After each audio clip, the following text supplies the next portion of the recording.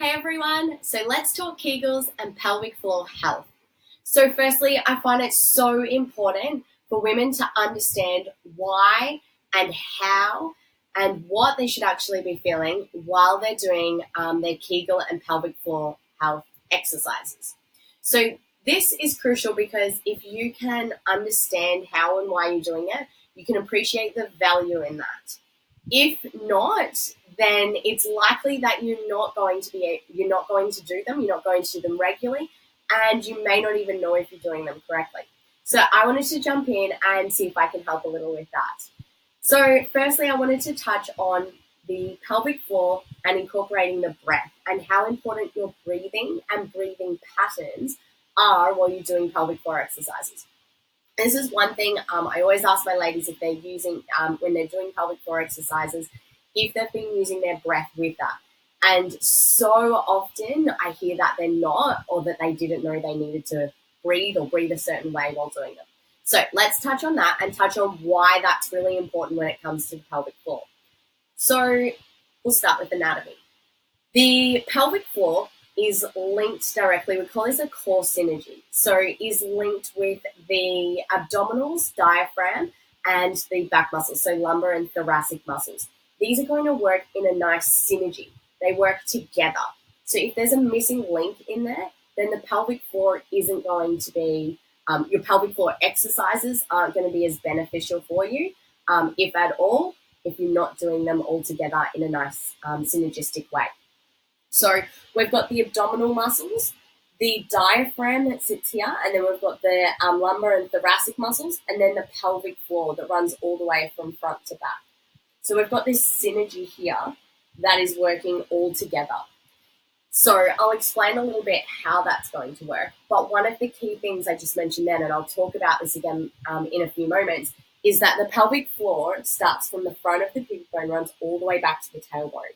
So that is the support network for the pelvis, for the organs not to fall through the pelvis, and that's the anus as well as the vagina. So quite often when we're doing pelvic floor exercises, we think of stop the flow of urine, and so we're only thinking of the front passage. We need to think of it as a whole and visualize it as a whole while you're doing these exercises.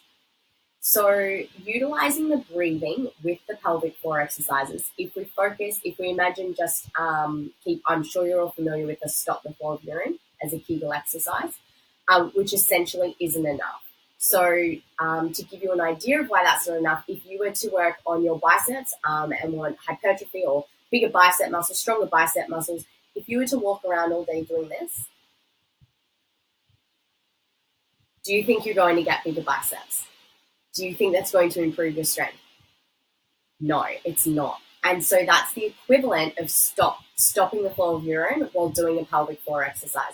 It's a really good start, but that's as far as you're going to get with it. You're not going to see those progressions. So adding in the breath. While we're breathing with the pelvic floor exercises, on the breath in, the rib cage should expand and breathing deep into the tummy. So everything is nice and relaxed. So we're breathing in, rib cage expands, tummy fills, everything is nice and relaxed. The diaphragm is relaxed downward, and so is the pelvic floor. As we breathe out, the pelvic floor activates and tension, so it's going to lift. The abdominals tension, the back muscles tension, and the diaphragm lifts. So on that breath in, everything is relaxed, and on that breath out, everything is tension. So imagine everything squeezing the air out. So if you put that into a pelvic floor exercise, we're going to take a nice big breath in, everything's staying nice and relaxed. And on that breath out, you're going to squeeze and actually lift the pelvic floor as you're breathing out. So if you breathe all the way to the end of the breath, you'll feel the abdominal tension.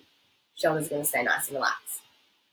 So I'll go through that again. So we're going to take a nice big breath in, everything's relaxed, and on the breath out, you're going to squeeze the pelvic floor, lift, and breathing all the way out till everything's tensioned, and then relax. That relax is just as important as the lift and the strengthening part of the exercise.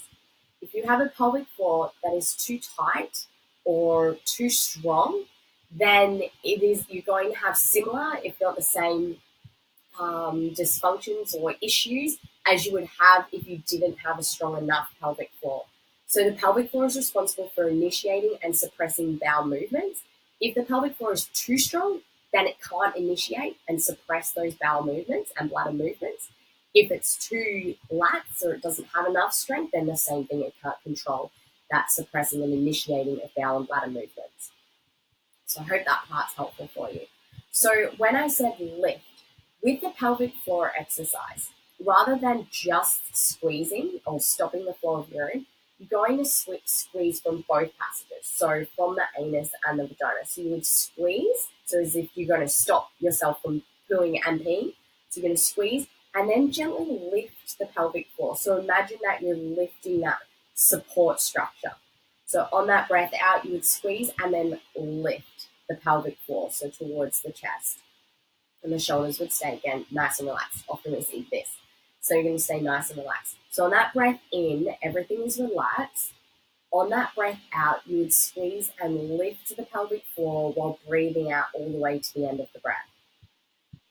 So there's a few parts. There's 5 parts to coaching through Kegel or functional Kegel, as I call them, in our, pelvic health structure of doing a Kegel. So the first part is the squeeze. So your initial Kegels, that traditional Kegels that most of you would know about, stop the flow of urine. So with that, then we add in that breathing and visualization. So the breath in, everything's relaxed. On that breath out, the squeeze and lift of the pelvic floor and breathing all the way out. Imagine like a balloon. So everything is tension to squeeze the air out. Then we add in layers to the pelvic floor exercises. So once you really master that, breathing with the pelvic floor, then you would move on to resistance and pre-tension. I'll show you that part as well now because that's something that you can safely move on to. It's only then, after that, that we would then add in movement. So doing pelvic floor exercises in a stationary or sitting down position all the time is not going to necessarily going to help you when you have to run across the road because there's a car coming, or jump on the trampoline with the kids, because let's face it, trampolines are super fun. So if you want to be able to do that, practicing pelvic floor exercises in movement is really important.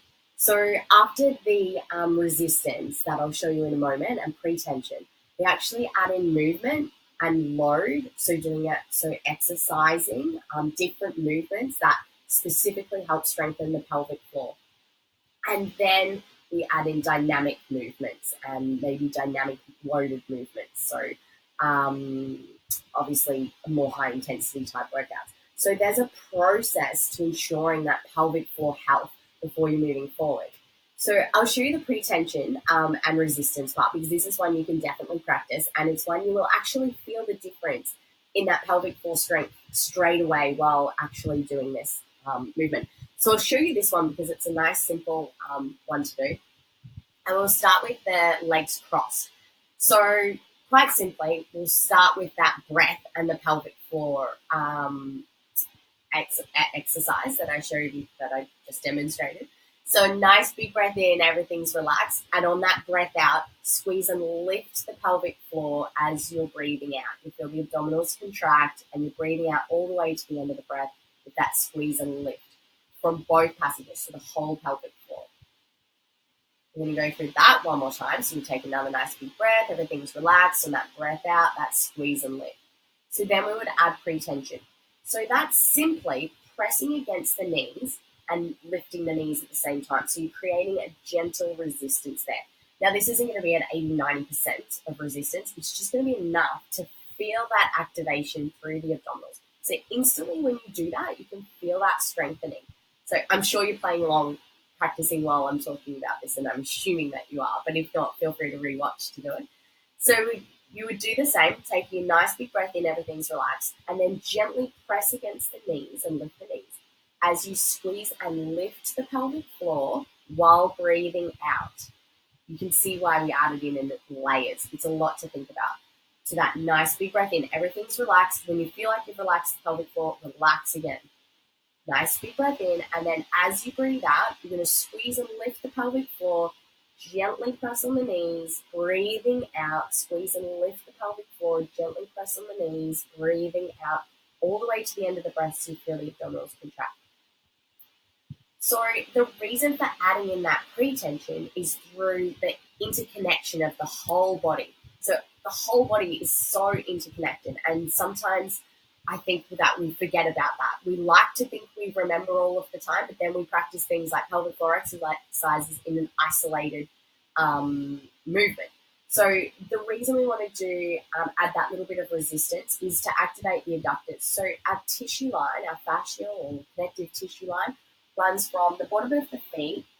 There's a few different ones, but typically we've got the deep frontal line, according to Thomas Myers' theory. So we're going to go through from the bottom of the foot, through the inside of the thighs, through the pelvic floor, and up to the top of the head. So this connects the body all the way. There's lots of other lines as well, but this one in particular for the pelvic floor is going to connect the feet to the pelvic floor as well. So that's going to be important when you start to understand when you start to add in movements and load to pelvic floor exercises. So that's the first 3 stages of how I would teach pelvic floor exercise. And I hope that you can go away, practice these, and really master them. So it becomes habit. It just becomes natural for you to, on that breath out, that pelvic floor is tensioning. So I wanted to share that with you. I hope that's really helpful. I would love to, if you'd like some more information, please reach out. And if you'd like some more information on adding further steps, or you'd like to have a chat about it, feel free to reach out, because I'm more than happy to talk all things women's health, pelvic floor, anything along those lines. So thanks, guys.